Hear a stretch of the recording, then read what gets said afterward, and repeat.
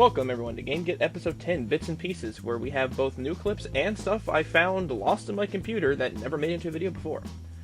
So here we find ourselves looking at this just completely overstuffed shelf of DVDs and games, just kind of checking out, seeing what might be lost all around.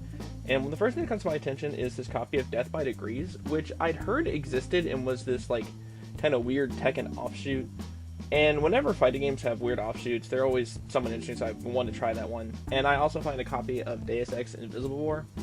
I don't know too much about that one, but I didn't have it, and it was in pretty good shape, so I decided to go ahead and pick that one up. So I decided to pass on that copy of Mace Griffin, mostly just because, like, it was a fairly beat-up case, and the game itself isn't, like, expensive or anything. It's just a filler title on the Xbox, and if I'm going to get a filler title, I want it to at least be a clean copy. So I ended up just picking up the Deus Ex and Death by Degrees for about $5 total. So I'm at a different thrift store just checking out the DVDs because games tend to get lost in there, and I find a copy of Worms Forts. Now, Worms is a series I actually really enjoy, although this isn't exactly your typical Worms game. It's more like 3D as opposed to the kind of 2D, like kind of tactical perspective that the other games have. But once again, it was only a couple dollars, like maybe like $2 or $3, and was complete and in good shape, so I decided to go ahead and pick it up just to kind of see what it was. I look around to see if there's anything else, and there just really wasn't much else on offer until I look down and see this copy of Beavis and Butthead on the Genesis. Now, the manual is missing, but it has the case, which to me is good enough, and I don't see Genesis stuff that often at my thrift store, so I went ahead and grabbed it. So at the same thrift store, but on a different day, I noticed there's a batch of Wii games at the bottom, and while most of these were just nothing to get like excited about in the slightest, I did at least find this copy of Mario Sonic at the Winter Olympics, which, once again, game I didn't have, so I picked it up. At one of the regular thrift shops, again, just on a different day, going through the shelf, seeing what new got put out. The only thing I really see here of any kind of interest, at least on this shelf, is the 007 Bloodstone. It's not a good game, but for the like $3.50 or however much it was I paid for it, I figured I'd go ahead and pick it up. You won't see this store too much more throughout this series other than this video, because this store is now sending all of their games to their online shop. So consider this video this store's farewell for now from this series. That doesn't mean there's not a few more clips to come in this video from this store, because I was still able to find, you know, a little bit here and there. Like this copy of Prototype. It's a game I'd heard from a couple friends was actually pretty good, just we all kind of slept on it when it came out. So the only ones of us who've really played it are people who've gotten it for cheap or just kind of borrowed it from a friend. So it wasn't in the best shape, but it looked like it should play. So I end up getting it, just kind of set it down while I look around at everything else to see if there's anything else I want to pick up.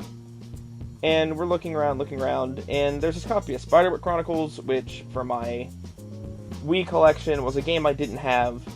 I ended up leaving this, even though this is actually a pretty clean copy, just because I knew their half-off day was coming up, and I figured it would still be there, and sure enough, it was, so I ended up getting the thing for $2 later down the road. So this is just a quick pickup on a half-price day. These were the only games that were both complete, and I didn't have. They were $2 each, and for $2, I'll give these games a try, add them to collection. I didn't have them, why not? So this stuff was in a glass case, so I wasn't able to grab it, but I was able to at least record what I found in there. The first is that Hasbro Family Game Night 3. It's actually a $20 or so Wii game, so being able to add it to my collection for only $5 was pretty nice. And I continued to, you know, kind of look around the case and see if there's anything else. And when you see an NCAA Football 14, you grab that, because that is actually a pretty pricey game. So once again, finding it for $5 was really nice.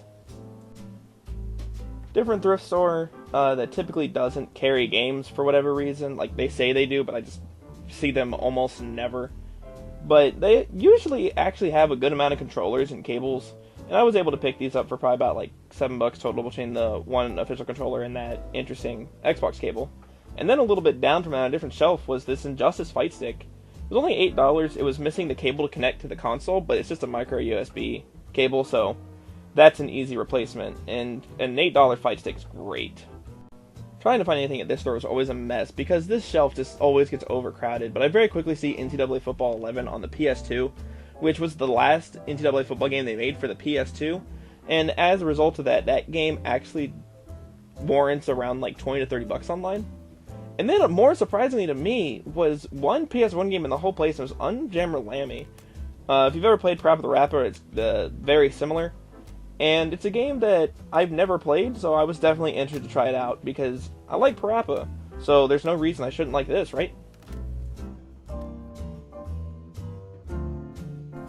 Now, this is actually a bit of an odd one, where I'm just checking stuff out, and I just happened to see that case was a little shinier than usual, and I was like, wait a second, is that thing sealed? And I'd take it down, and it was, and then on a different shelf was a different original Xbox football game, still sealed.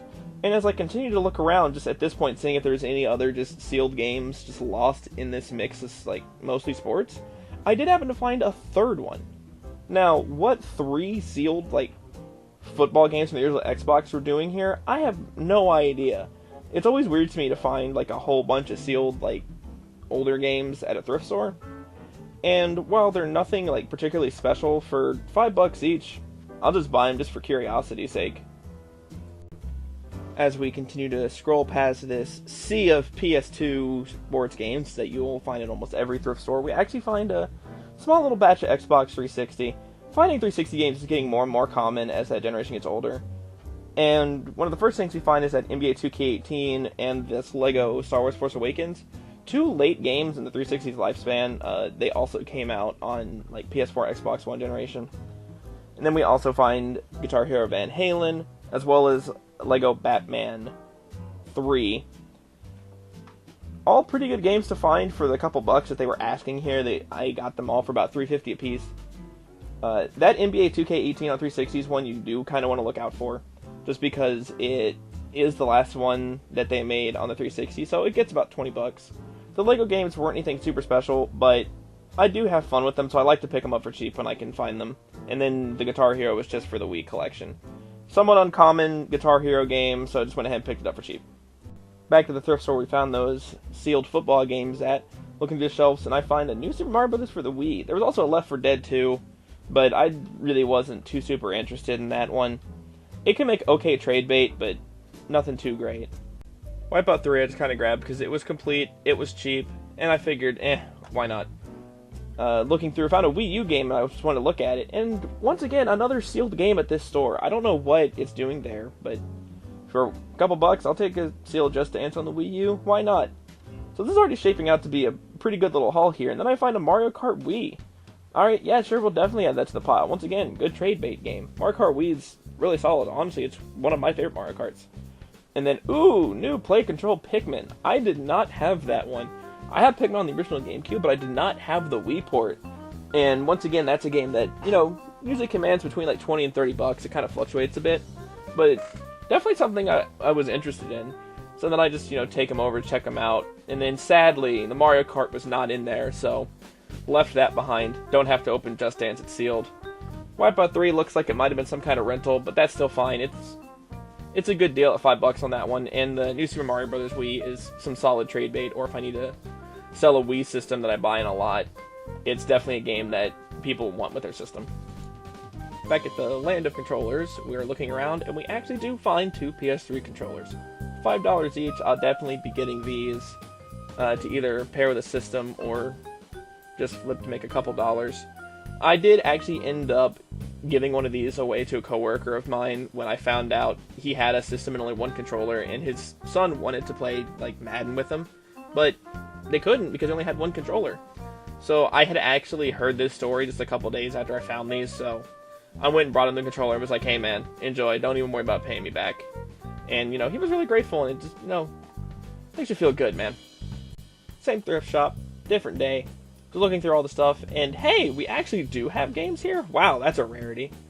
Game Boy games. Anything super special? Actually, surprisingly. The games I end up picking up here are Spider-Man X-Men, Arcade's Revenge, I believe it's called, Toy Story 2, and Popeye 2. And surprisingly, Popeye 2 is actually worth a little bit. I would never have guessed, I just picked it up because I didn't have it and it was cheap. But, cool. Fairly small find on this one. There were some, okay games at this store, but nothing I really needed for the collection or that made good trade bait. But I found a PS1 Longbox game in Hardball 5, so I'll pick that up. Now, this one you'll see the angle's a little different because I actually wasn't really able to record well at this time because I had a broken wrist, so I was having someone record for me. Thank you very much, by the way. So, and we found some really good stuff. We found that Corpse Party on Vita, the Ever After Edition, still sealed, which was just ridiculous. Phantasy Star Online on the Xbox. There was other games up there, but nothing really great until I continued to scroll down, and I ran across one of their two PS2 games, and it was Hotelier Iris. I was really surprised to see, like, really good quality games here, because it's just been so long since there'd been any games in this store at all, and they were only $2 each. It was amazing. So that's going to actually do it for this episode. Thank you very much for watching. I will continue to make these videos as I can find clips. It's just been very, very dry recently. Like, as you can see, it took me a year to make the next episode. But once again, thank you for watching, and make sure to check out my other stuff. Have a great day.